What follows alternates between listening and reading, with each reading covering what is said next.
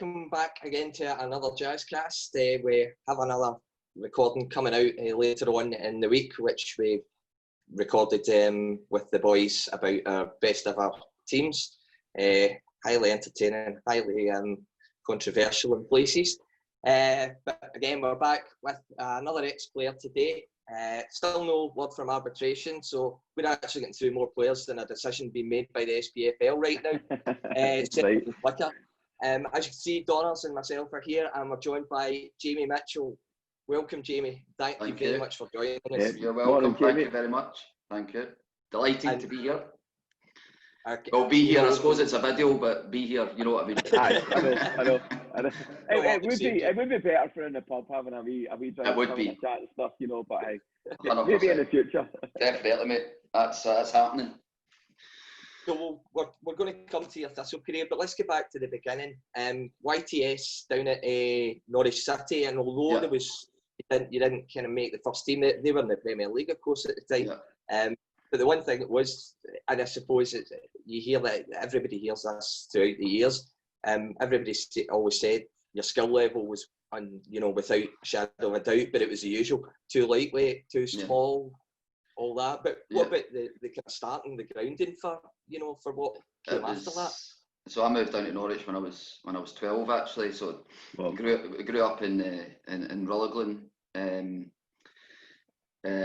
So I was playing for Rangers Boys Club, and I had a few teams interested in me at that time. Being a Rangers fan, my best friend at school was a Thistle fan, I may add. So he took me along to a few games at Farrell. Drew Sturgeon, do you know Drew and Neil? Sturgeon.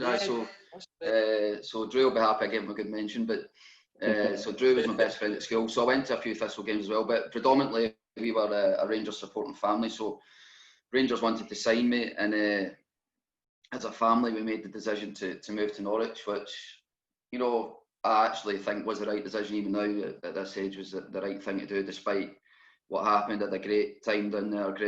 I went to school down there, obviously being my age, and grew up down there. So I feel like I quite an affinity with the place.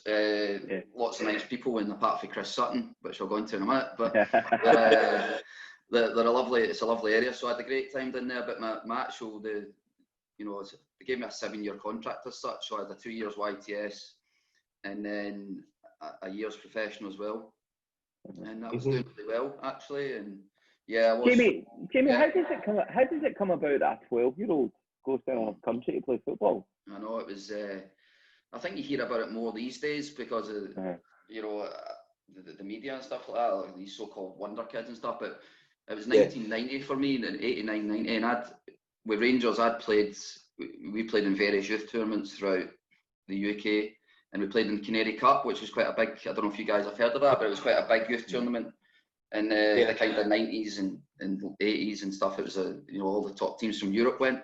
So I'd played in that tournament with Rangers, and the Norwich scouts from that time had spotted me, and then it just kind of escalated from there. So it came to, I went down during the holidays and had training with them and played a few games, and then the youth development officer at the time, Gordon Bennett, who ended up at Aberdeen. He was the youth development officer, and he took my mum and dad and myself down to a first team game. I met all the first teams. Well, this is when I was 11, and it's the Premier League, just kind of blown away with it all, and they really pushed the boat out for us. So he drove up from Norwich. I remember it well. Drove up from Norwich, my wee house in Fernhill, Rutherglen, and I hadn't even turned 12 yet, and then they put this contract to my mum and dad. It just said, 7-year deal and the money in it, and he'll get a signing on fee when he's 18, and it was quite a decent signing on fee, and at that time you're just like, wow, so it just kind of escalated from there. So despite being the kind of the heavily supported Rangers family that we were, my cousins and all that, home and away European games, so it was a decision that was it was hard to turn down Rangers at that time. But when you get that kind of offer, and it was a lovely house they bought us and stuff like that, it was surreal, to say the least. So that's how it came about. But there was no real media. The Daily Record did get wind of it, but they did. Norwich didn't want it because I don't know if at the time if it was illegal or what. I don't know the whole circumstance around it, because of the Scotland-England thing and the schoolboy. I couldn't play for the school team or anything like that in case I got injured, and there was a lot of legalities behind it which I didn't know. So I think they wanted to keep it out the kind of media. I was going to say, amazing to think that even back then, going back, what was that, about 20 years, just over 20 years, that business was so important for football. One of my friends recently was telling me that apparently Bayern Munich have got a full-time scout in Scotland now, just because of all the young talent. And it's still the same. It just doesn't seem to filter through.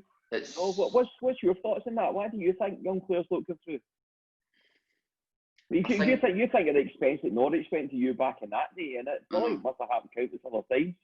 Well, we were playing, when I went to Norwich, 13s, 14s, 15s, 16s, we were playing in international tournaments. We were playing against Bayern Munich, all the top teams throughout Europe. And personally speaking, and team-wise, we more than held their own in terms of skill, movement, technical ability.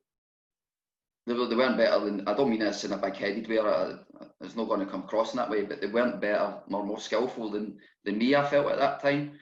I think you probably touched on it a couple of minutes ago with the height and strength thing. I think a lot of, even nowadays, they're predominantly focused on, rather than technical ability, it's who can run faster, who can have a presence on the park, who can have an impact.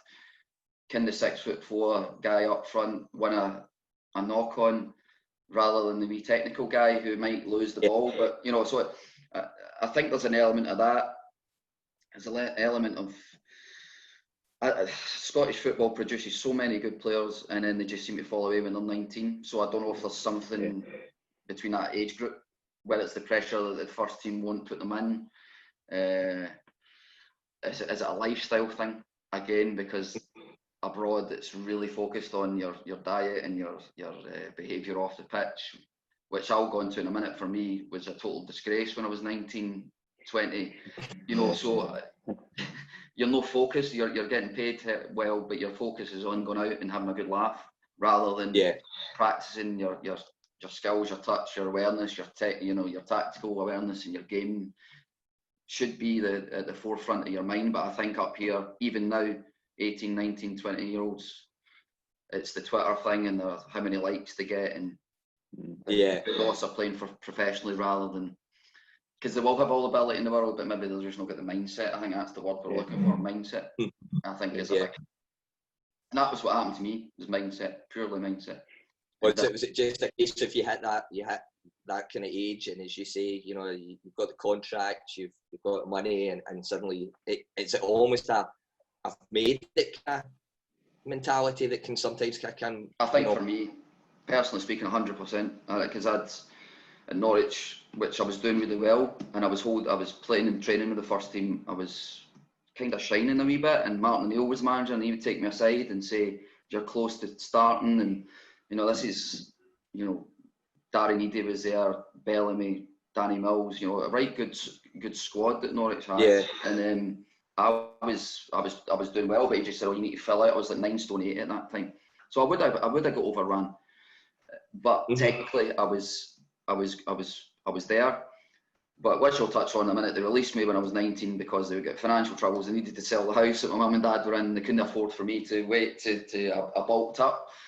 So I went to Scarborough because the Norwich assistant manager was Mick Wadsworth. And he took over as manager at Scarborough, so he took me with him. So I'd left my family home at Norwich to move to Scarborough. So my mum and dad stayed in Norwich at that time. I'd moved to Scarborough, and it was the kind of first time I'd been let off the leash as such.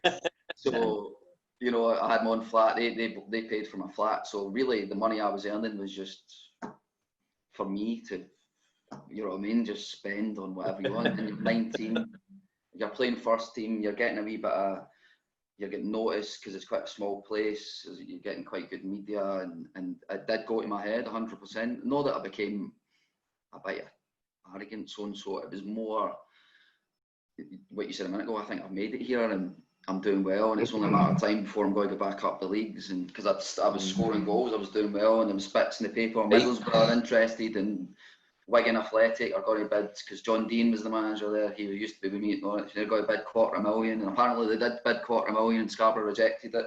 And it's like all these things are going on, and you're thinking, this is amazing. But I was on a slippery slope because all I was doing was playing Saturday, Tuesday. But in between that, after training, finish at 12, I'd be going out playing pool, drinking. I got to know that I was literally 2 minutes from the local pub. The landlord knew me, he gave me the keys to the pool table because it was quiet during the day. Me and one of the other boys would just be playing pool all day and drinking Carling Premier, what it was at that time.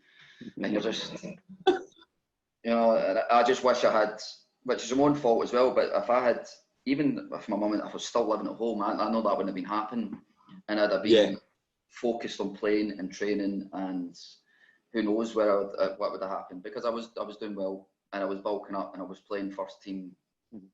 And in England, which people do opposite up here, you start in Scotland, then the kind of dream is to move to England, and I'd done it the other way about. I was established down there and playing well, and then moved back. So, but I mean, you got to see the injury. Would you not have like a seasoned pro that would pull you aside and try and help you back then, or were they just involved? Was that the lifestyle for them as well? There was a bit of that, but we had, I don't know if you remember these guys, but Andy Ritchie was a striker. Yeah. Andy Ritchie was a great player, that's right. Played with Oldham. Yes, in Everton, and these guys started playing for Man U as well. So he was a kind of veteran striker. Andy was about maybe 34, 35. Great player. Gary Bennett, the centre half, who played for Sunderland. Yeah. John Kay was right. They won the League Cup with Sunderland, stuff like that. So these guys were in the dressing room, but the problem was, they didn't live in Scarborough, so that they lived in Scarborough. They would drive to training, so they would finish training, they would drive home. They would see the state of me and them when I come in. They would say to me, but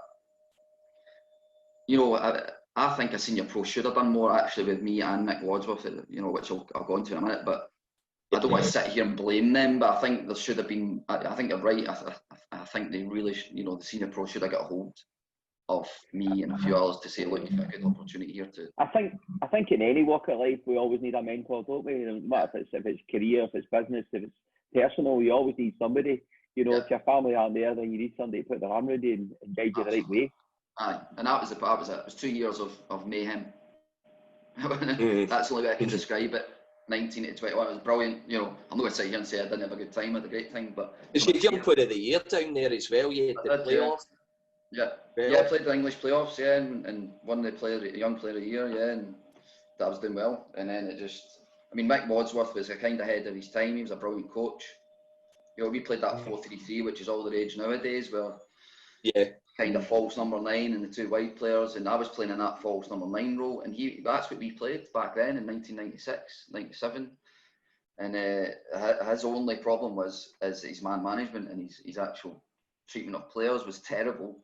But his coach and his tactical awareness was brilliant. So if John Lambie was the best manager I ever had, if you could combine the two in terms of Lambie's ability to get the best out of people and Wadsworth's coaching skills, you would have the ideal manager. But if I had Lambie at Scarborough, then I'd have probably, I'd have done really well. My career would have probably went in a different direction. But it's just again, I don't want to sit here and blame Wadsworth for lifestyles. It's ultimately, but these factors come into play definitely. But I had a great time.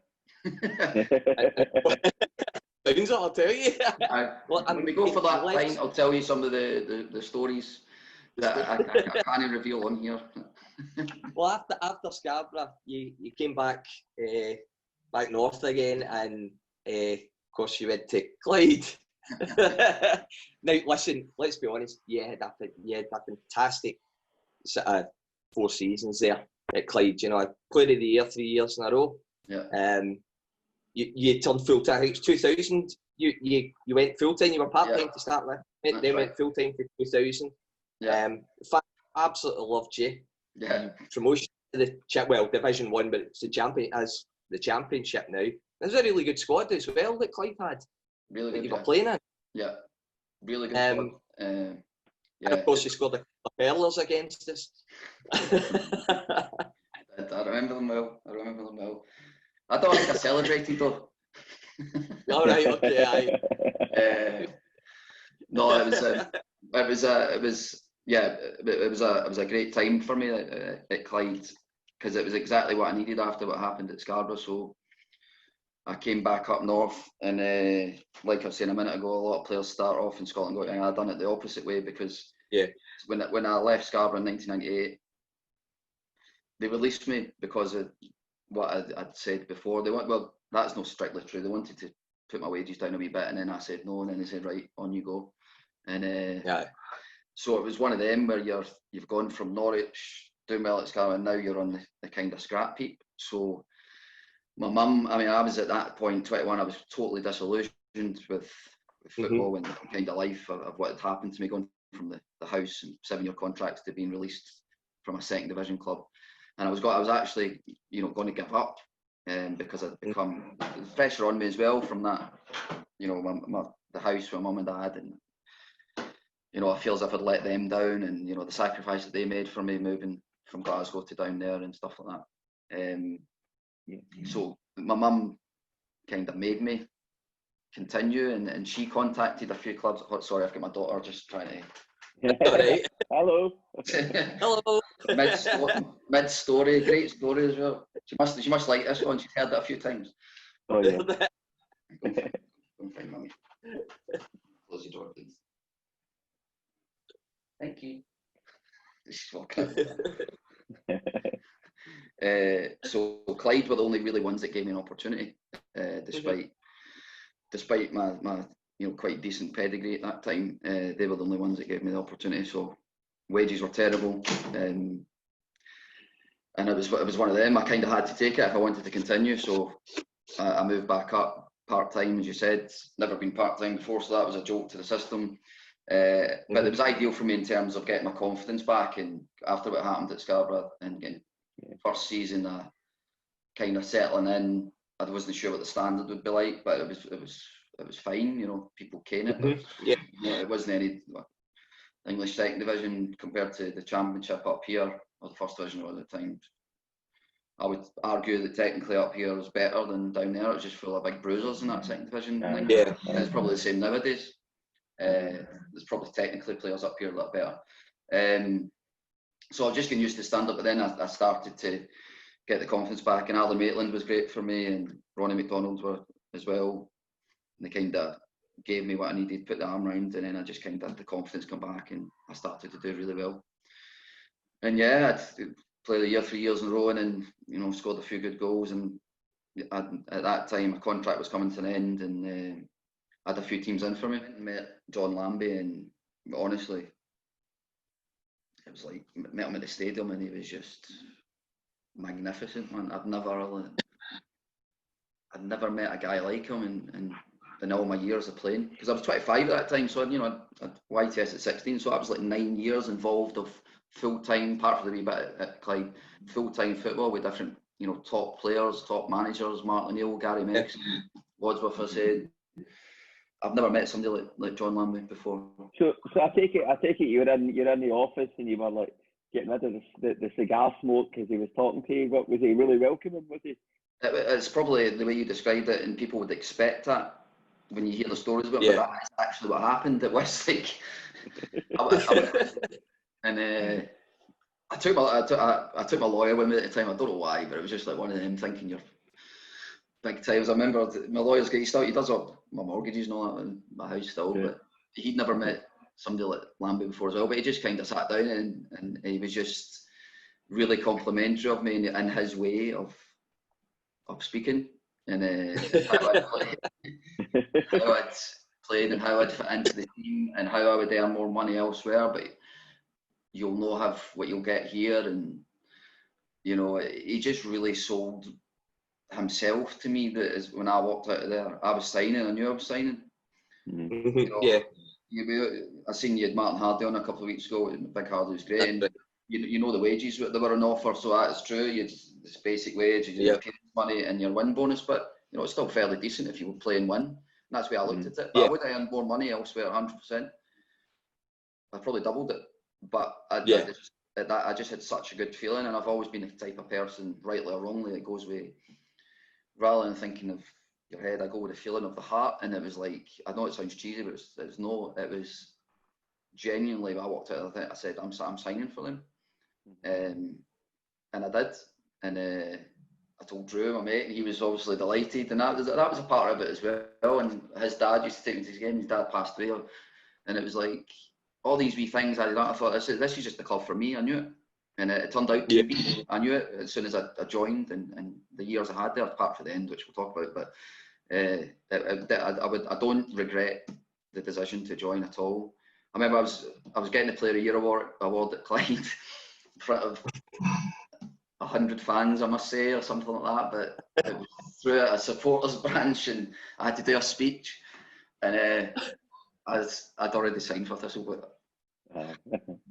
and one of the guys stood up and said, "Is it true that you've signed for Partick Thistle?" And he put me on the spot, so I'm in front of these people, and I stood and I went, "I can't confirm or deny it, but I says, what I will say is I have a great time at Clyde. I says, but the opportunity to play in the Premier League and play against Tottenham, Rangers and Celtic, and I kind of, because my wages at Clyde weren't great, you know." And I says, anybody would in this room, I would argue, would do what I would do if I decide to do it. So I'd kind of to see what the reaction was. And the majority of people did go, yeah, and clapped and all that, but no, they did hate me, man. They did hate me. And I do understand it to an extent, but some of the stuff that was said was terrible, man. You know, it was like about my children. And was that things that they said, not to your face, but was that kind of online forums and things like that back then? I'd seen a few in online. I mean, the online stuff was just kicking off back then, but I did see a few, and I was the type of person that would go on and read all this stuff as well. Like, I don't know why. And but I went back to a Clyde game because my best mate's Ricky Waddle, who obviously used to play for the manager of Caledonian Braves now. So I went to watch him play for Clyde, and like was singing about me and all that, and I got kind of verbal abuse that day. But the worst one was when I played for this. Remember, we played at Broadwood in the first game of the season when we'd been relegated from the Prem, and played Clyde in that for opening day at Broadwood, and I was so wound up for that. I actually played well thinking about it, but I missed about 5 sitters. Like I think it was just I was desperate to score. But that day, that was when one of the fans, because it ran down when I was the warm-up bit, and ran down and started shouting proper obscenities like about Olivia, my daughter, and stuff, who would have been 2 at the time. And it's one of them, like, you're close to like jumping at a why can't I done it back then? You know, some of the stuff I would argue that it's hard for somebody not to retaliate to what was said. You know, it's sickening, and I'm thinking, a guy that's just earning a lot of money now, and it's just better to sell from going. Clyde were great for me, and I was good for them though. And I stayed, and I could have left a couple of times before, and I stayed on the rubbish money, and I could have left, but I never. You know, and the fans didn't realise that. But I don't want to sit and cane them because they were great for me, but it was a wee bit sickening with some of the stuff that was said. But the majority of them are fine. They've been great when I see them now occasionally, and they understand. But it was just a 1 or 2, you know what I mean? But have you been back like to like I don't know, to do kind of hospitalities or nights or anything like that? Have you been back as a kind of former 3-time Player of the Year or anything? No. No, I still. Yeah. That's pretty sad. That's pretty sad, to be honest. You know, that they need to do better as a club. I think so because, as I say, I was on £50 a week. Yeah. You know what I mean, I went for the money while I was on it, and they did give me the opportunity, but £50 a week. You used to get a cheque, and you had to take it into the bank. You're like, the embarrassment of handing that over, like, is just will live with me for the rest of my days. Just in time, called Royal Exchange Square and just getting in with a cheque, and like, oh my god, man. You know, a group of players of 6s would go in one at and just hand their cheques over for 50 quid. But I could have left. I could have went to Hamilton, who were offering me full time at that time, but I stayed. Because, like I said a minute ago, I felt it was the right thing for me, and I was doing well, and I was a big part of the dressing room, and I was a kind of, not that I knew I was the best player, I didn't mean it that way, because there was some good players, Jack Ross, Mark McLaughlin, Brian Carrigan, really good players, but I felt I felt I was one of the kind of leaders in that dressing room, so I didn't want to upset that. And I knew that if I kept doing how I was doing, the money would come later on, and I would join a good club, and that's what happened. Yeah. Well, you took 2 seasons in the Premier League with Thistle. First season was obviously 02, 03, staying up. We'd just been promoted as well. Yeah. Your first goals, I mean, you hit the ground pretty quickly. Your 2 goals against Livingston at Thistle, which was the second game of the season. Ironically, I was telling Donners before we started, that was actually my son's first home game. He managed to get him taken round the back of the heights. He was 10 months old. He doesn't remember a thing about it. But Does he remember my goals? No. He doesn't your goals. No, he's 19 now, you know. I know, that shows you how old we're getting. I'll show him the goals. I've got them in DVD. You mentioned the D goal as well, which was just about a month or two later. And then you did an away goal. Your first away goal was Dunfermline, where we got caned 4-1. That's right. But you'd missed the legendary Celtic Cup game. Was it a hamstring injury you picked up the week before? 2 games before? I was trying to think. I can't remember if I was. I remember you had a shoulder injury that season as well. Because I remember I played Celtic a few times at Celtic, but I couldn't remember if I was part of that or not. But the one each game we lost at penalties. Aye. I can't remember. I never took a penalty anyway because I was a penalty taker at that time. And so I genuinely can't remember, but that was a big opportunity that we missed that night, and especially Stephen Craigan being of his the chance to score at Celtic Park. Never forgive him, man. And then Big Hardy as well. I noticed him when I was watching the Jags cast a couple of weeks ago, and he's giving it. Oh, I was devastated. All right. Alright, big man. That's what you thought in the crowd that night. Oh, I'd have loved to have scored at Celtic. Alright. I said to him, my lasting memory of that game was the most incredible goalkeeping performance I think I've ever seen by Kenny Arthur that night, and he was just saying he done his job. Do you remember that? I do. No, I think it was for Kenny. I do remember it. I think that was probably his highlight of his career. I don't mean that anyway, but I think he was exceptional that night.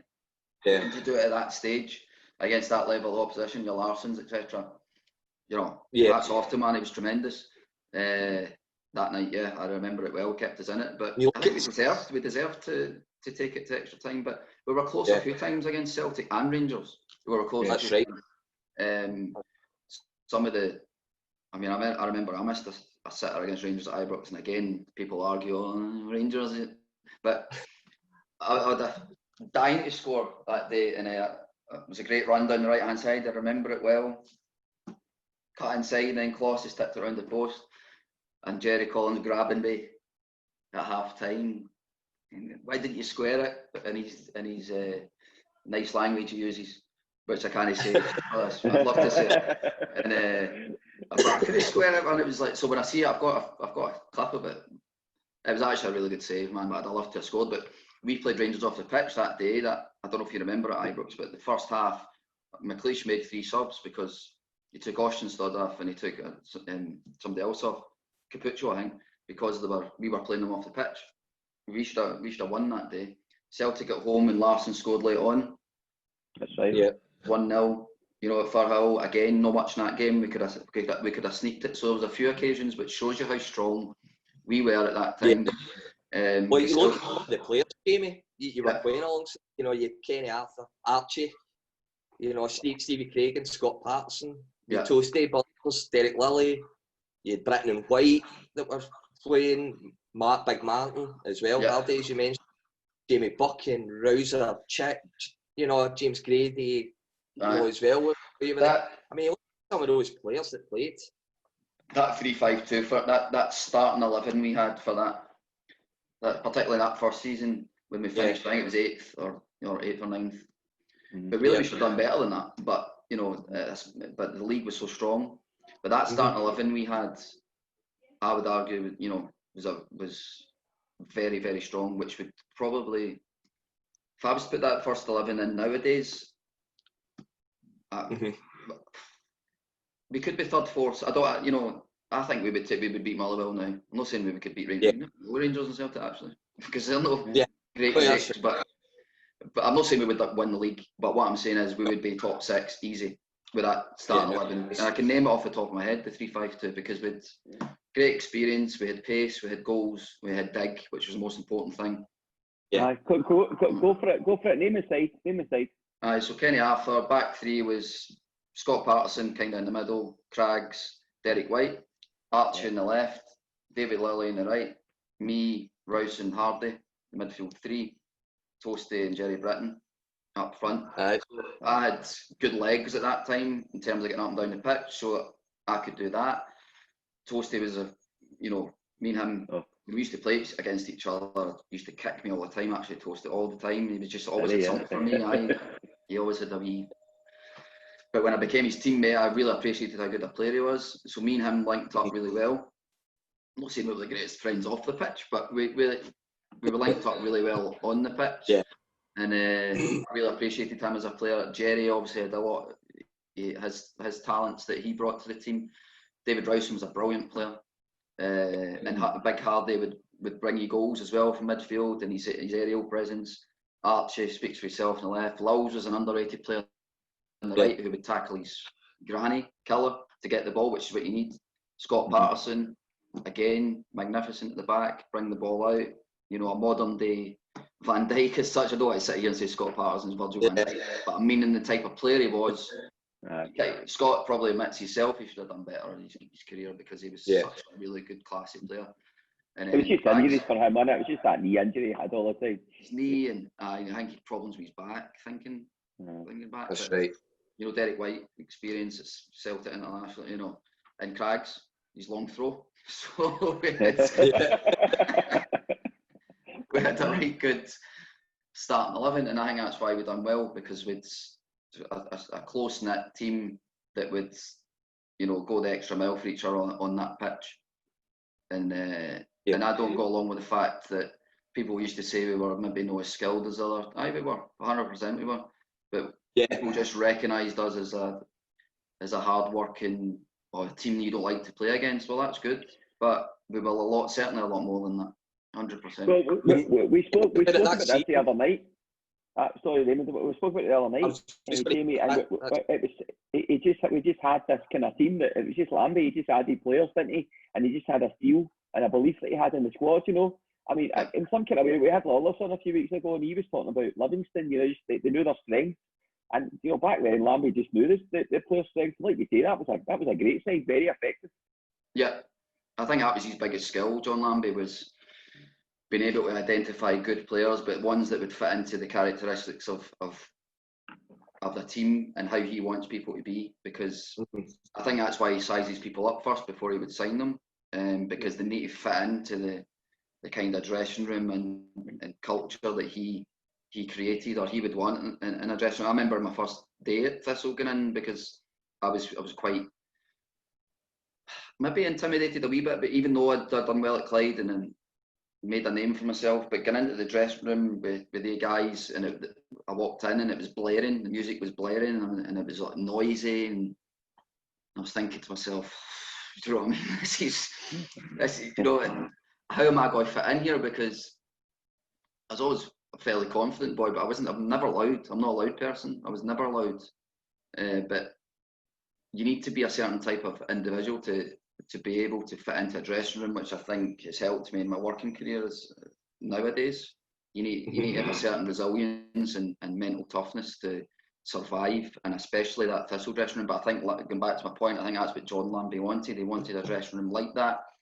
A team of winners, a team of guys that will sacrifice themselves for their teammate, and I think that's what we done. But people seem to over-egg that a wee bit, like I say, rather than actually the ability within the team as well. But that's fine. But I think that's a Lambie. That's what made them so successful, because he knew how to create a team of winners and mould them.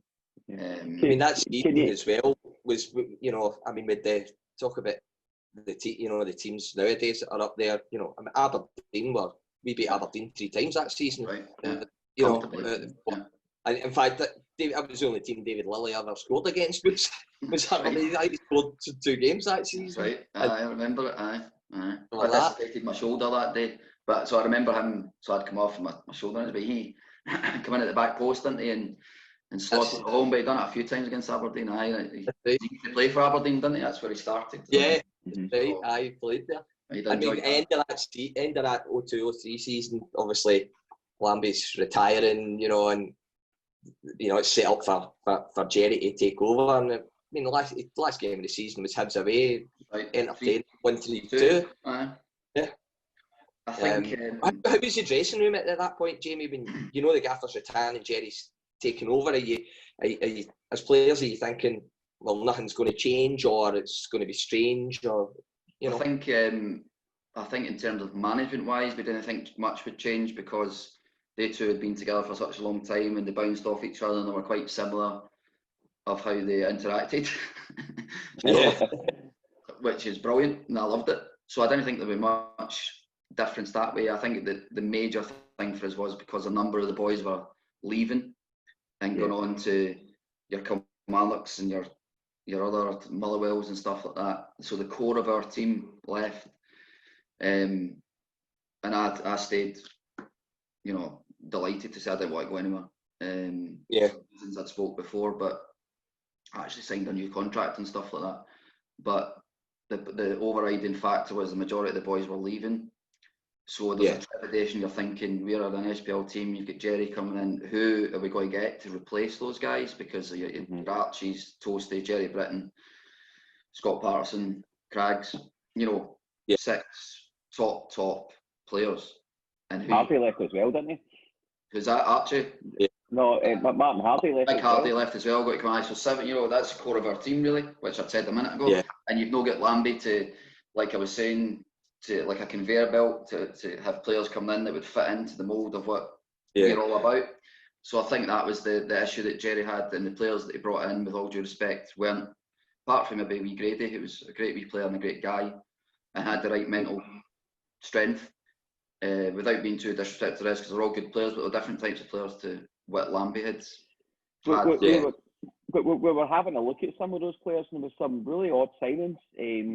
The goalkeeper from the Faroe Islands, you know, probably the most capped player ever for Thistle, you know, like an international player. But I remember Colin signing him because he was great with the ball at his feet. But I'm sure we lost a goal against Rangers because he gave up the ball. What was he like? He's actually a really nice guy, Jakob. Really nice guy. But I think he was from an area or a country that was really laid back, you know, and he was a laid back character, individual. And yeah, he was capped for Faroe Islands, but they used to let in 8 or 9 goals every game. So.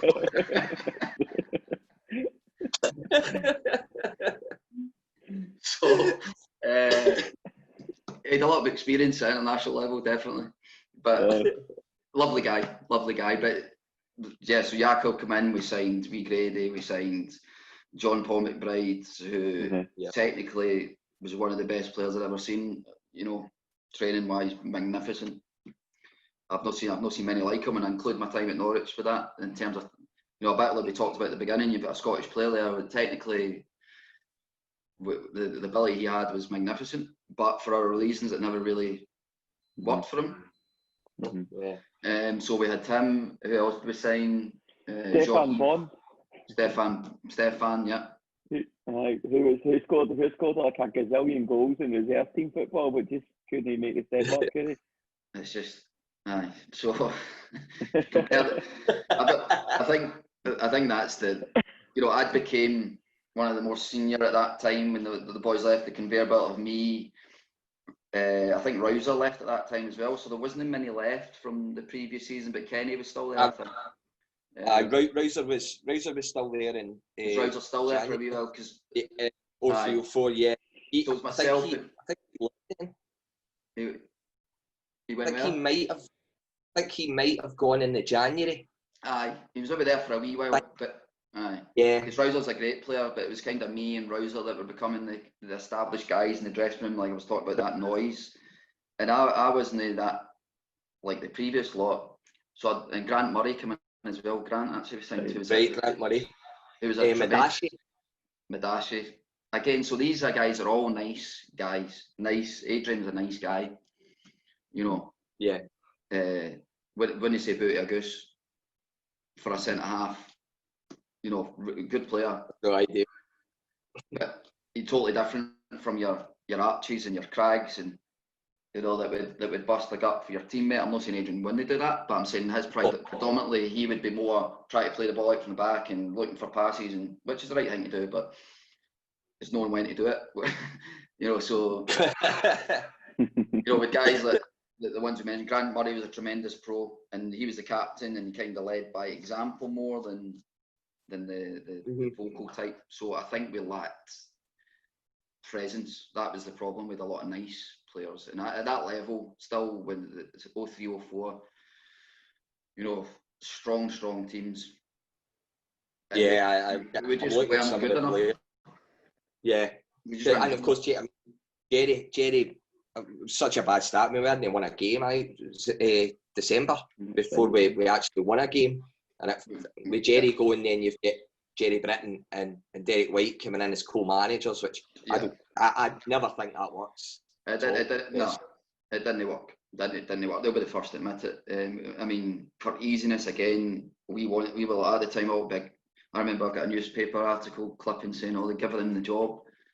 I don't know if that was just the right thing to say at the time, but we wanted them to get the job because I wanted them to get the job because A, I got on well with them, and B, they liked me. So from a selfish point of view, you're thinking, I got on well with them. I'm going to be a big part of their plans. But was it right for the club?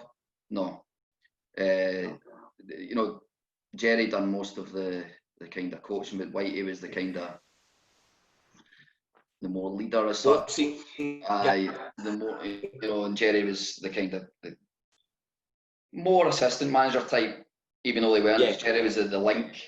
He was still close to the dressing room, having a laugh, and so you missed that kind of focal point at the top where you've got the manager and where you stood. I think at that time they also inherited, with all again due respect, the greatest bunch of players, so that they're going to hide into nothing really.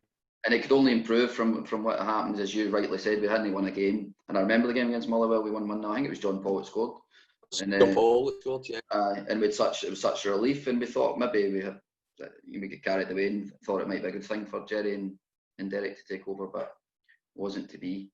But I'd argue their signings in the first division was better than, which we'll go into in a minute, but the guys that we signed for other reasons it didn't work, but they players. Another couple of players that we hadn't meant. Daniel Chiarini, there's another one. He was a good player. Johnny Ivany. Lovely lad. Great guy.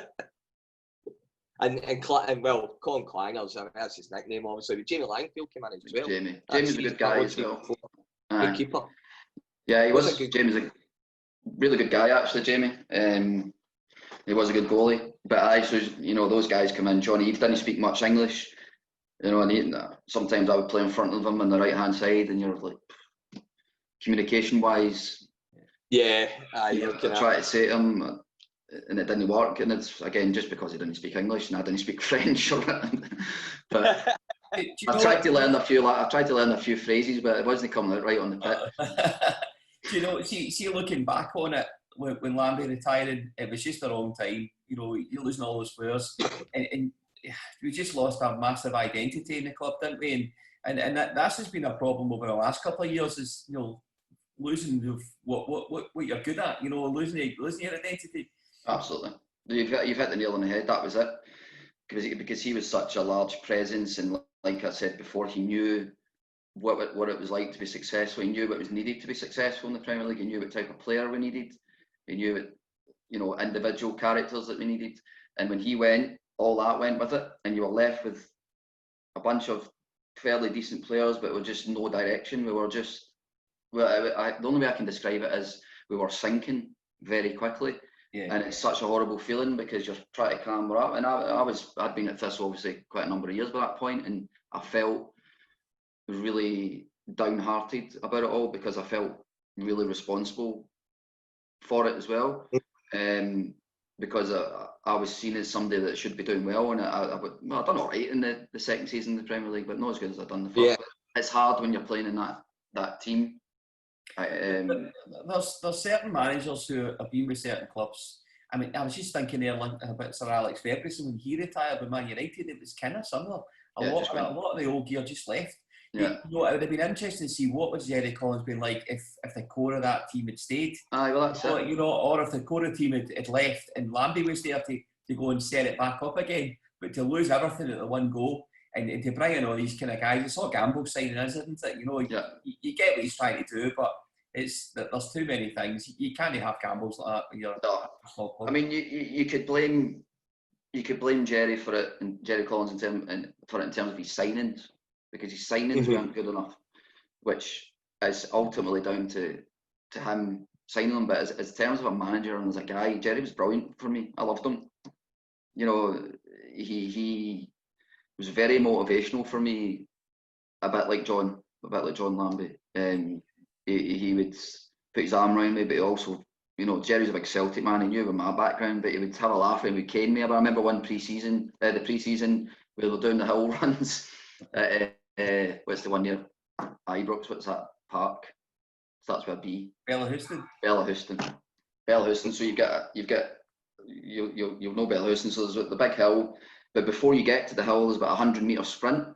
So he wanted to go in twos, and you had to sprint 100 metres and then go up the hill, which was another. I don't know. It was just like the incline was unbelievable, and I was always fit stamina-wise, but sprinting, because I was quite small, I could only do. I was quick over 15, 20 yards, but beyond that, the wee legs would struggle to keep going. So I used to say, you only need 15, 20 for football anyway, because you're only doing short bursts lots of times. But for this particular run, you had 100 metres and then up the hill.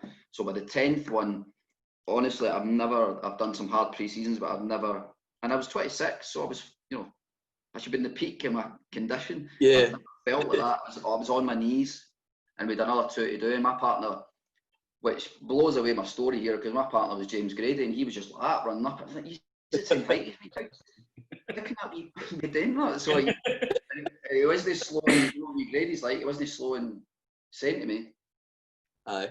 So Jerry was at the top of the hill, and the date was the 12th of July. Hey. Right? So obviously, the 12th of July has its own meaning in certain quarters. So it was it was a Saturday, so it was the morning of the 12th of July, and Jerry's at the top, and I'm on my knees crawling up this hill. I couldn't do any more, and he's at the top with a pretend flute. He said, "Oh, you'll be all right this afternoon, you'll be all right." So he says, "Get your ass up this hill now, or you'll not be doing your flute session this afternoon." So I was like, I ran up, but no, I wasn't. So it was like I crawled up, and then I had another 2 to do, and I managed to do it. And I still don't know how I managed to do it. And I was lying. The rest of the boys were away, getting back, because we used to get the minibus back to Firhill, and I was still lying in Bella Houston Park, just flat out. I thought I was going to pass out, and he come back for me and grabbed me, and he went, "You'll do for me, Jerry." He picked me up and he went, "You'll do for me." And he says, "Because you've the heart to show that you're going to, despite being on your knees and crawling, you're still willing to, you know, to do it and get back up, and despite being, you know, the worst condition ever." I've never felt like that before. But I still managed to I did crawl up. I was crawling up, but I done it. It's a bit like you see the marathons, the boys just get over the line. So it was like me like that. But the point of that was what he was trying to find out there was, do the people have the heart to go that extra mile? And it's a great story. Always felt like Jerry Collins never, I don't know, everyone seen him as a bridesmaid, didn't he? He never really got the opportunity after it didn't work out with us again. No, I don't think he was appreciated enough. Because he was always seen as John Lambie's number 2. But John Lambie wouldn't have been as effective as if it wasn't for Jerry Collins. 100%. So Jerry was, people would kind of take the mick at times or criticise the training or whatever, but the heart of the guy was top notch. And you know, if he liked you, you knew about it. If he didn't like you, you knew about it. But he wouldn't hold that against you if he didn't like you. I think he would still, if he showed the right characteristics, he would still play you. So the beginning of that season, he'd signed a few boys, and I missed the first day. Remember the pre-season where they'd done the 25-mile run or something, and they got lost, and it was in the back pages. So I think that was his problem as well. He wasn't the most organised in terms of that stuff. It was just like go and run, and then that was it. We get lost. But to be fair, Lambie was a bit like that at Fleet. We used to run from Fleetwood to Blackpool. I just run. So I think Jerry was doing the same thing, but we ended up getting lost. But I wasn't there that day. I'd missed the first day of pre-season because I'd just come back from Cancun, rightly or wrongly, because it was my honeymoon. And I think he held it against me a wee bit because he never played me the first few games. Because he said to me, I was always playing catch-up because I'd missed that first day of pre-season. But I get back into the team, and then when he got the sack, we played Celtic the day before, I think, and we played really well, and I think we took the lead. I think we got beat 3-1, but we took the lead. We graded, scored, and then he got the sack the next day. But he spoke to me and said, you know, you're one of the boys that I knew I could put my heart on. This is after I get sacked, and he thanked me for the efforts I'd put in, and that kind of stood with me. And so I just thought that was a great thing. And no many managers would take the time out. They've just been sacked. I was going to say that, to take the time. You know, they've lost their dream job. He's been probably waiting for years for that opportunity. He's out in his ear after 5 months, but he still took the time to contact me and say, oh, you know, complimented me, and he could rely on me, and all the best for the future, and keep doing what you're doing, blah blah blah. Thistle are a great club. So he was always very complimentary of Thistle. So I don't think he gets.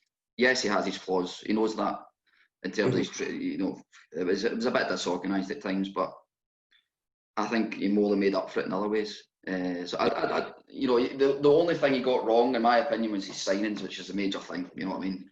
Yeah, I suppose that's managers live and die by them. Yeah. Sort of thing, you know, the big things, you know, it's the signings you make, which then affects the results, you know, as you know, the team gets.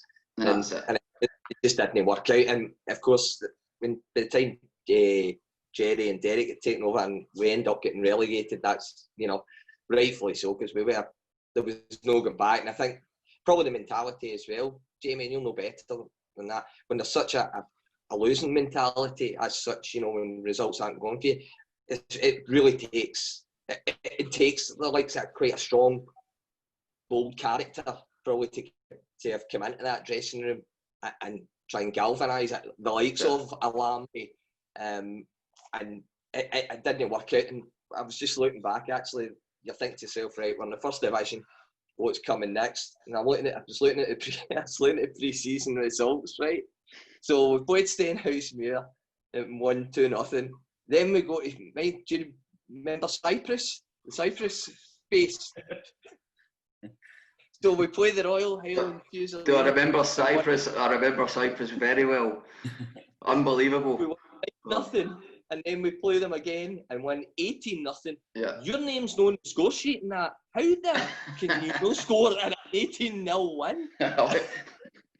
See, to be fair, right, so this will go into my next story, which you'll enjoy, well, you'll not enjoy, but that was, it's quite an interest. So at that point, I'd started to get a niggling groin injury. So that was the kind of start of what had happened to me with injury, sort of, which I didn't know at the time. But so I never played in that 18-0 game, so that was that was my excuse. I was sitting in with Lee Hines in the stand, remember? But I never played in any of those games because I was getting this groin pain, which I'd had the previous season as well. But I managed to play through it because it was playable. I could play through it, and I don't know if you remember, but George Hanna, the physio, would stretch me before the game. I'd lie in the middle of the pitch, and he would just stretch my groins out. That's right.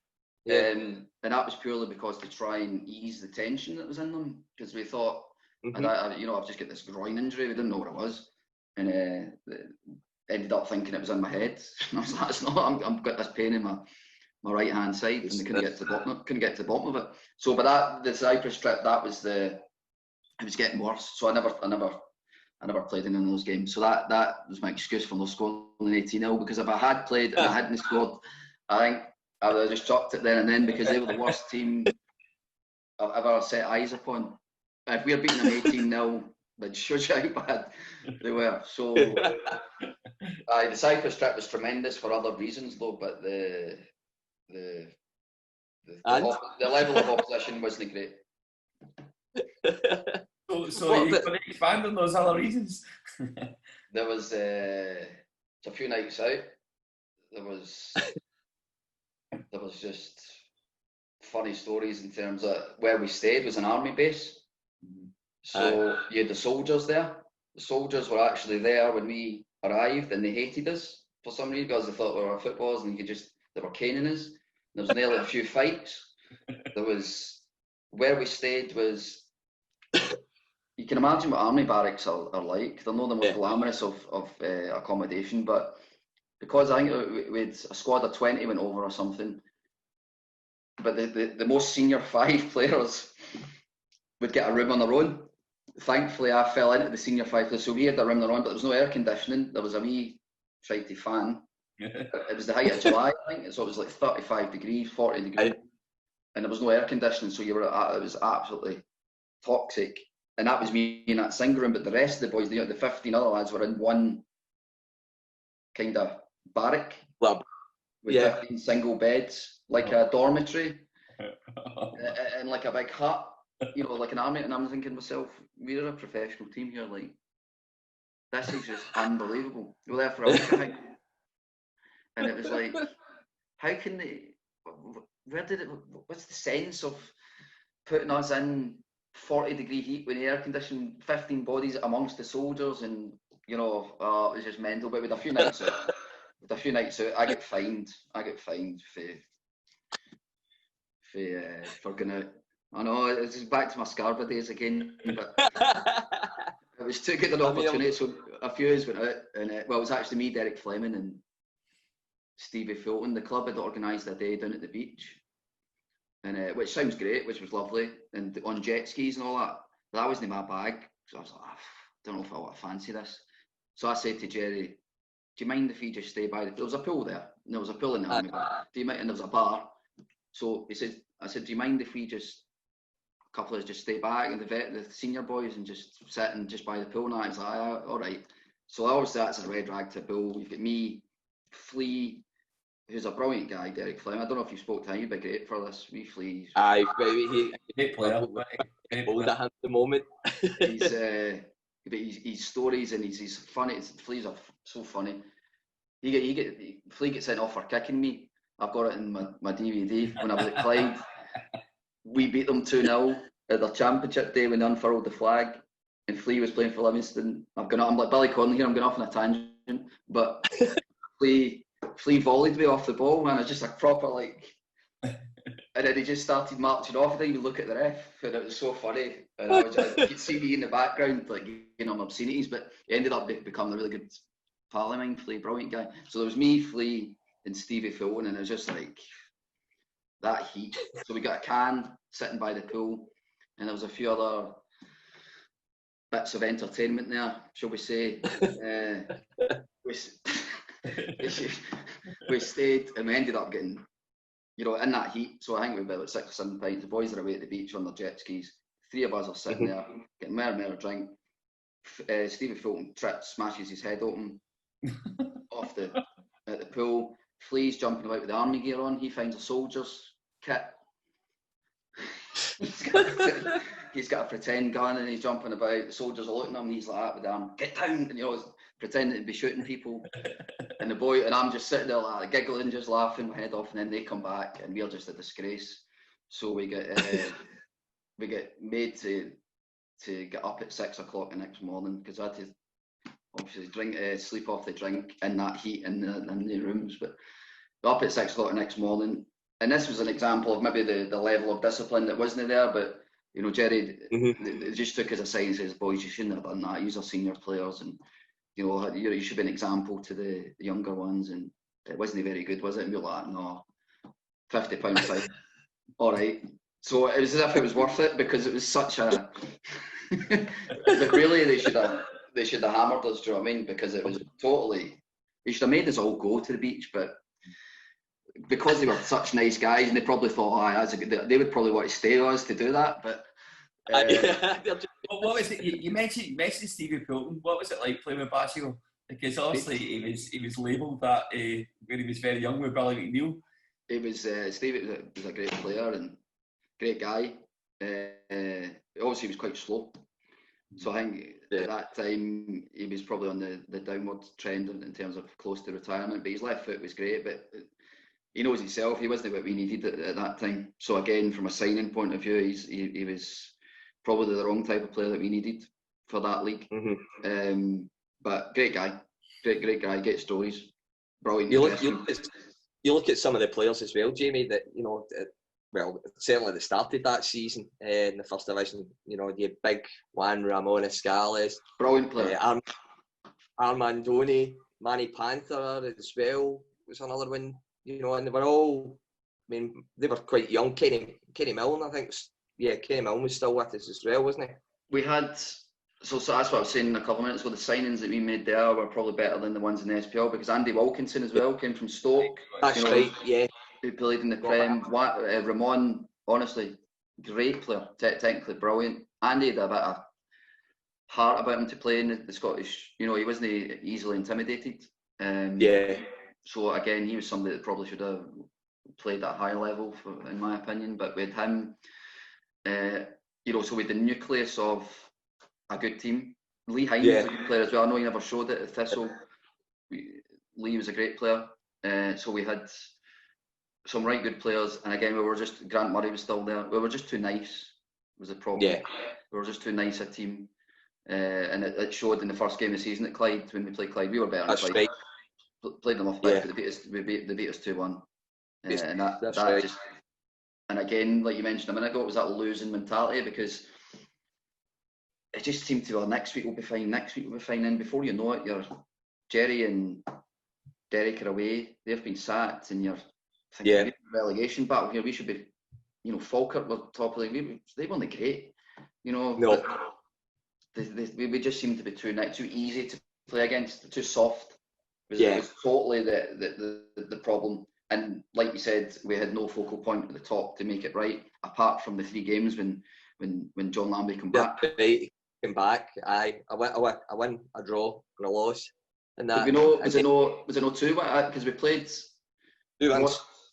We played Ross County. I thought we get 7 points out of 9 because we had 3 tough games with St Mirren. 20th December. We played Ross County, lost 2-1. Did we lose that game? And then we beat Falkirk the following game 2-1. Yeah. That was Big Armand that scored twice in that. And then the January the 1st was the 1-1 draw. We Flea scored against St Mirren. So Falkirk and St Mirren were challenging at the top of the league that year. Yeah. So they were the strong, as I say, not great, but they were the strong teams. When he come back, you know, we beat Falkirk and drew with St Mirren away. If he'd have stayed, we'd have went like that season without a shadow. Without a shadow. They 3 games kind of prove it. But that's all we needed. Somebody like him to kind of steady the ship and get his personality across. We got the next best thing, did we not? No? 2nd of January, Dick Campbell comes to the club. Oh. The stage is yours, Jamie. So So I mean that came with an established reputation for lower league at that time, and so you would, you know, I thought it was probably a good appointment because reputationally wise, I'd never come across him when I played, but you know, he was meant to be a similar type of character to John in terms of you know, his personality and how he would get the best out of players and get in their heads and get in their hearts and make them feel better than they actually were and stuff like that. But you know, for me, it didn't really work out that way, and I think for the majority of players, it didn't really work out that way. For whatever reason, he didn't take a particular shine to me. But going back to what I was saying about my groin injury, I mean, I'd been diagnosed, but at that point, none of the fans knew, none of the media knew. But before a pre-season game against, it was either Birmingham or Fulham, I can't remember that. Fulham. And as I said, I was getting these pains in my groin, and I'd sent me for all sorts of tests and couldn't find anything wrong. And then I get sent for an X-ray to Ross Hall, and then the results come back. But the results come back that particular night, when we played Fulham. So I get called in at the manager's office. And I didn't know what it was for. And I walked in with Jerry Britt and Derek White, thinking, what have I done here? Is this from Cyprus or something? Like something's going on. But I walked in and the chairman was there, a couple of directors, physio, doctor, Jerry, Derek. So there was about 8 people in the room. I was thinking, what is this? You know, media or something. What have I done? Like, and then they said sit down, and then the club doctor just said to me, your X-ray results have come back. You've got osteoarthritis in your right hip, which is causing the pain in your groin. So you need to retire immediately. And I was just like, you know, I was 28 and I'd been playing through it, obviously. And I was like, what? He said, yeah, unfortunately, showing the X-ray results, and you could see the cartilage was worn away, and the ball and socket joint was rubbing against each other, which is causing the pain in my groin. So that explained it, and I said, what, retire? And he says, well, worst case scenario is if Jerry and Derek still want to use you, you still get your contract there. If we think you'll still be a use, he didn't even mean it in that way, but you know, you still be an asset to the team if you don't train and just play on a Saturday. Would you be willing to do that? And I was like, yeah, absolutely. So I never trained really that season. I just used to, on a Friday, I would do the set pieces. The rest of the week, I would do swimming and kind of some weights to strengthen the area around about my groin. But I never trained, and I would play on a Saturday. And as you probably see yourselves, I wasn't the same player that season, but people probably thought, for one reason or another, what's happened to him, but it was purely because I couldn't run, really. I couldn't kick the ball properly with my right foot because of the pain was excruciating in my right side, and it was getting worse and worse. So that was the reason why, and I didn't want it to come out in the media because everybody knew, you know, other teams would know, other players would know, they would know it's a weakness. There's no room for sentimental stuff at that level. I would be eaten alive playing professionally.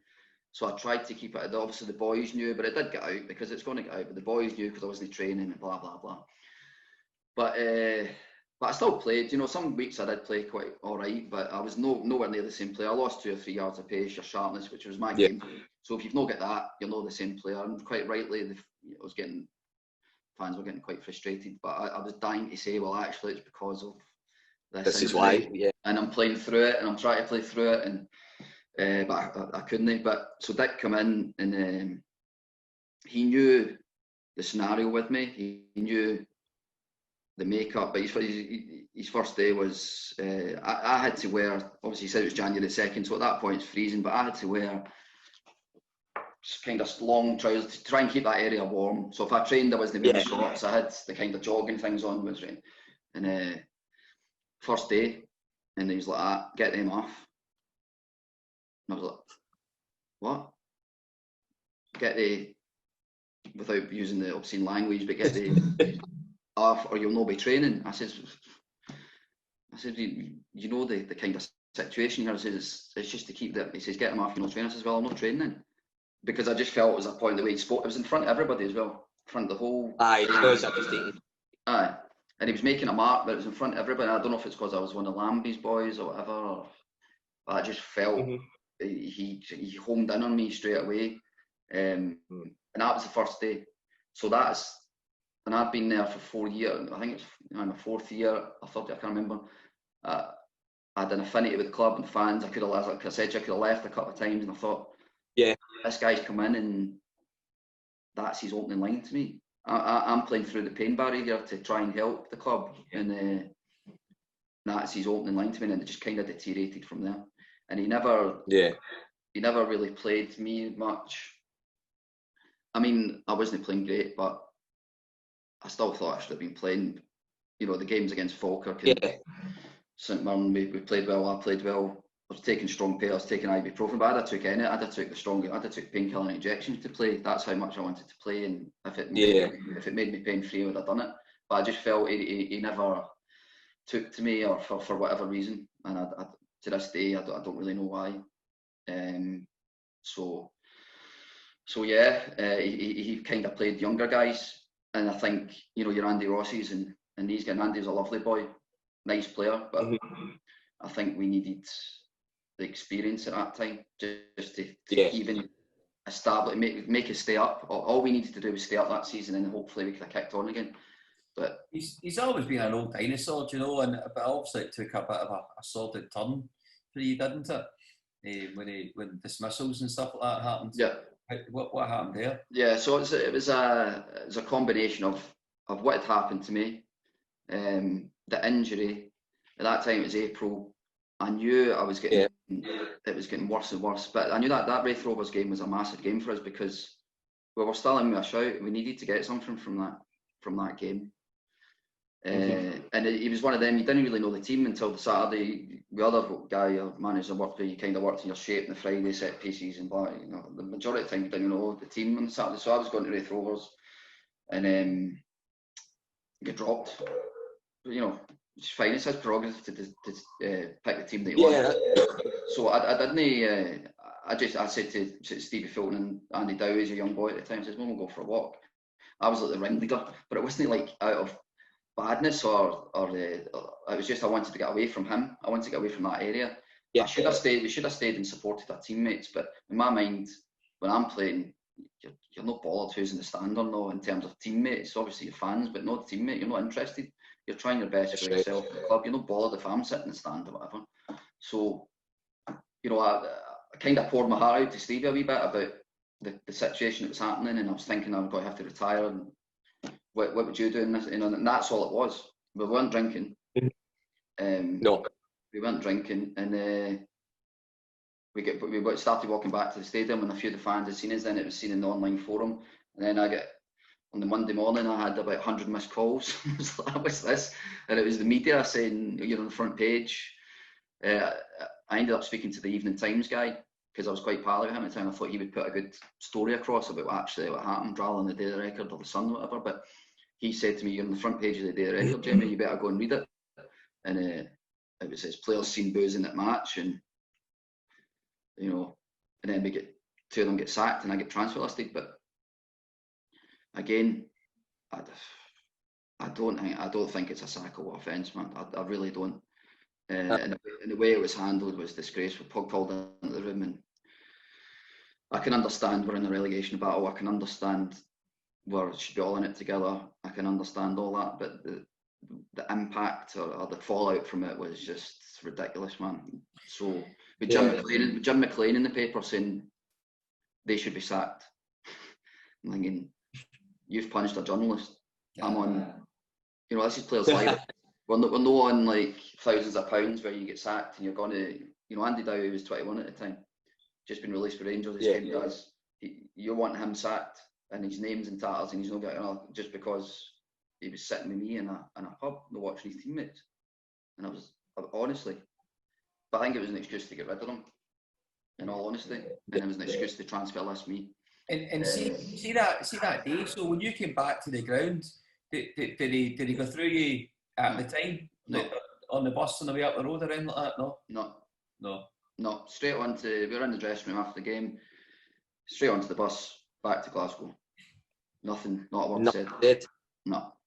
Didn't find out until I read the Daily Record front page. So however it came about, or however done the story or whatever, I seen, you know, there was a couple of guys in the online forum saying, I've seen three of them in the tracksuit walking back. You know, they should be the right should have been there supporting the club, 100%. So, but I don't know if the fallout from the story has just maybe been escalated, and the way it was handled.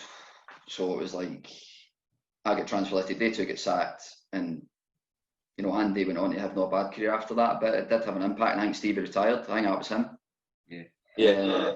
And then I get transfer listed, but obviously with this injury, you're you know, I still had a year left. Well, you know, the transfer list wasn't going to have any impact, because by then you're obviously thinking to yourself, well, I'm probably not going to be able to play next season, no matter where I am. Yeah. Morton came in for me. Morton wanted to sign me, and Jim McInally, and then offered me the deal, and then pulled out with no reason. So it was because of this injury. He'd got wind of the injury, and I probably would have went just purely because of of who the manager was at Thistle at the time in my relationship. Yeah. Nothing to do with the club. I would have stayed there for the rest of my life. You know, so I would have went, but they pulled out. No reason. The offer was withdrawn, and it was caused of injury. So whoever leaked that as well, I don't know. You know, certainly wasn't me. Well, it wouldn't have been any of the boys. So no. I don't know. Must have been a really tough time for you. And we touched on this with a lot of players, the way that a lot of players were just treated from a mental health standpoint that we're aware of now. It's just unacceptable. And obviously you couldn't, as you said there, you couldn't articulate to people why you were through those issues. I think there was something said about you had a bereavement or something, but obviously you couldn't. It was, yeah. There was that, yeah. You couldn't say you had the injury because it would affect everything for you, yeah? Yeah, 100%. And I think it did affect my kind of mental health looking back when I retired, because I didn't want to speak to anybody. And I was really friendly with Jack, Ross, really friendly with Mark McLaughlin. And I didn't speak to any of them because I was just totally in a space in my head. You know, the things that happened, the bereavement that you mentioned, the injury, being told you have to retire at 28, 29, when really it should be your peak years. It was like, it did have an impact on me. And for about 2, 3, 4 years, up to, you know, I started working at Tesco Bank, and for those period of time, I think it did, blinking back. And the way it ended at Thistle for me wasn't great either.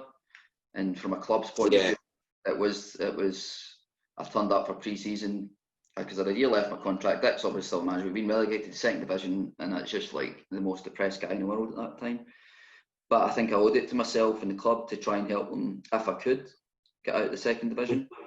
And pre-season, first day, and I know I told you the story about the runs at Bellhouston Park, but pre-season, normally I was up the front, or I was comfortable in the runs, but I was last.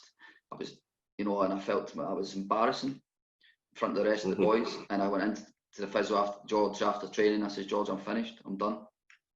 I can't do it anymore.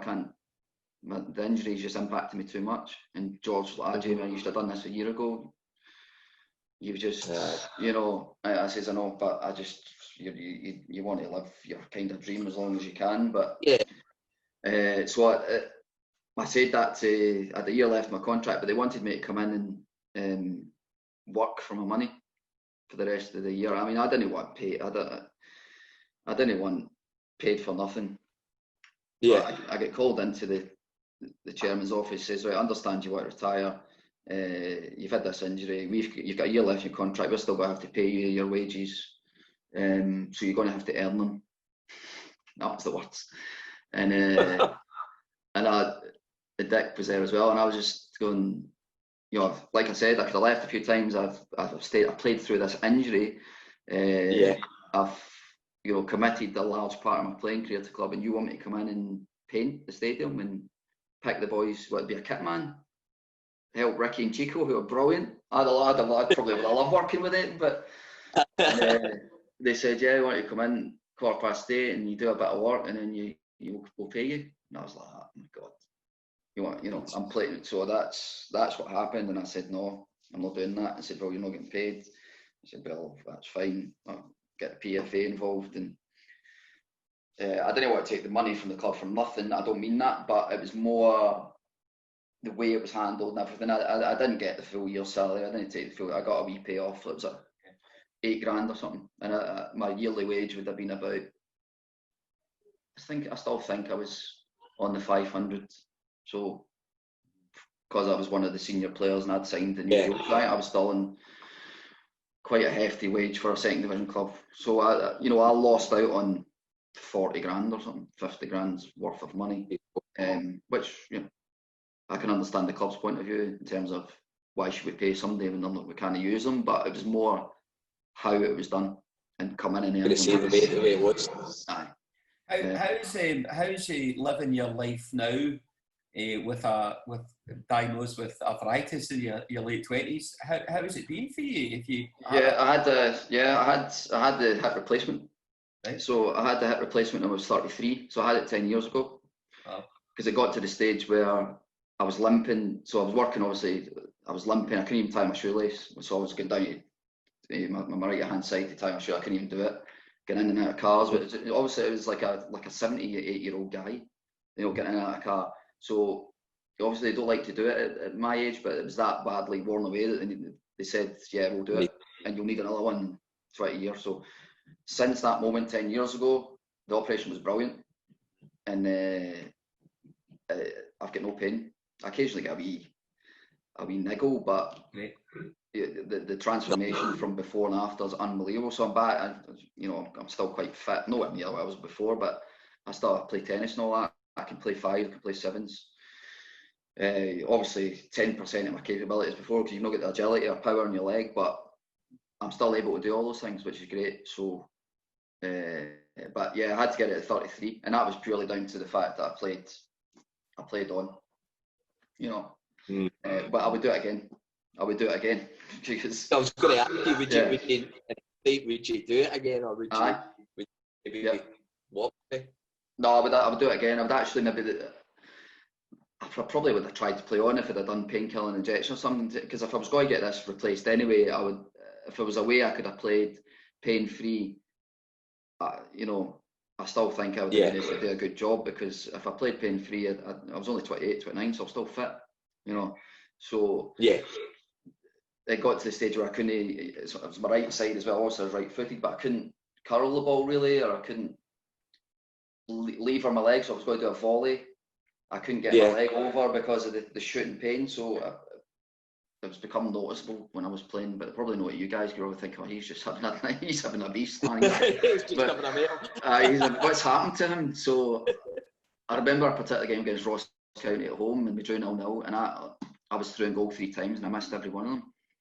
I remember a few of the fans just, I think that was the worst day for me, because I was just dying inside, because I was like that.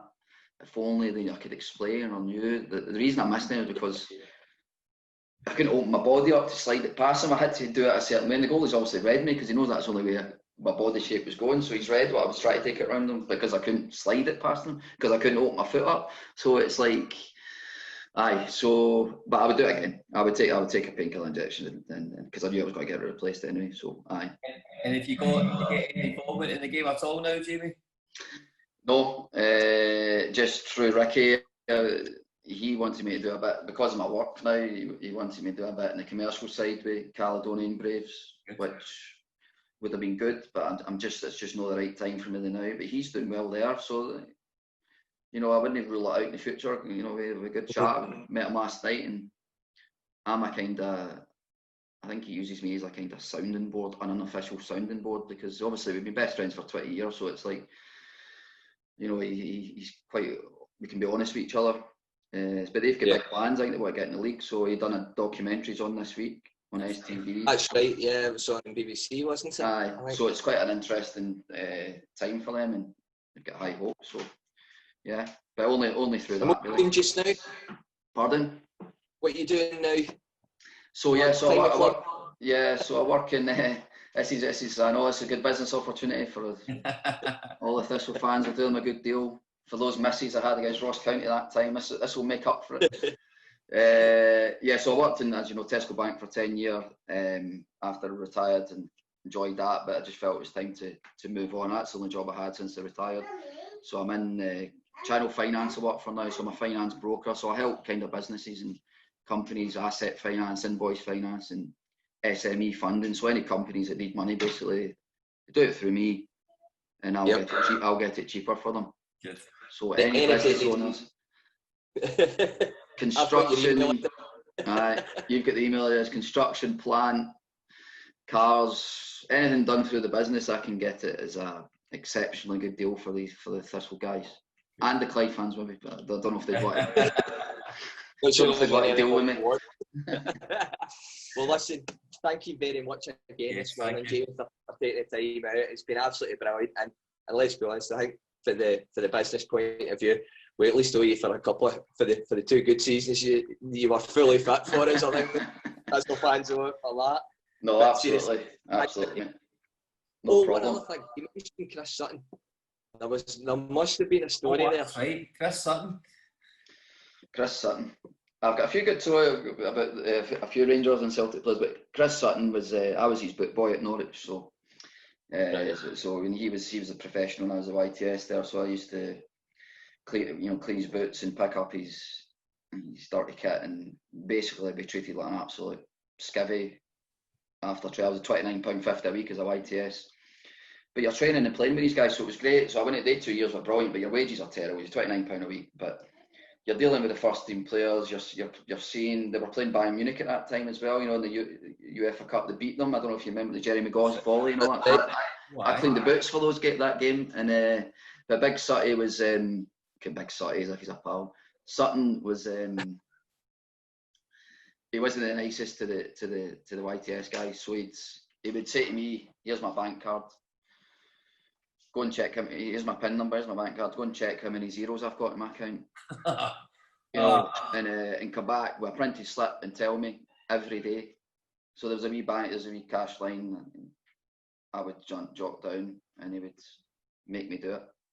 And it was like proper showing a proper arrogance in a way.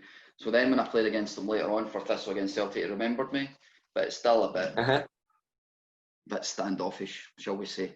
Would they ever like Christmas gifts or anything like that? Or they were brilliant. The players were brilliant, but he wasn't, you know. So they would Brian Gunn, Robert Fleck, Jeremy Goss, proper Mark Bowen, Ian Crook, proper, you know, top players. They would sort you out as YTS. They would.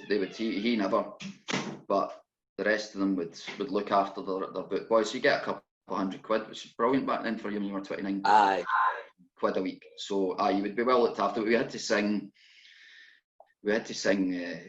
some of, I mean, you wouldn't be allowed to do it now, but Rudolph the Red-Nosed Reindeer, we had to sing that in front of all the professional staff, all the players, all the management, naked. So to stand in the treatment table, you had to walk, so in the dressing room, the treatment table was there, we had to walk in one at a time, with nothing on, jump onto the table, starkers, and sing Rudolph the Red-Nosed Reindeer, and they're all sitting there just throwing stuff at you, and just tomato sauce, ketchup, chilli, you know, throwing everything at you. Then you need to run through the culture, then run round the pitch, and it's all with nothing on.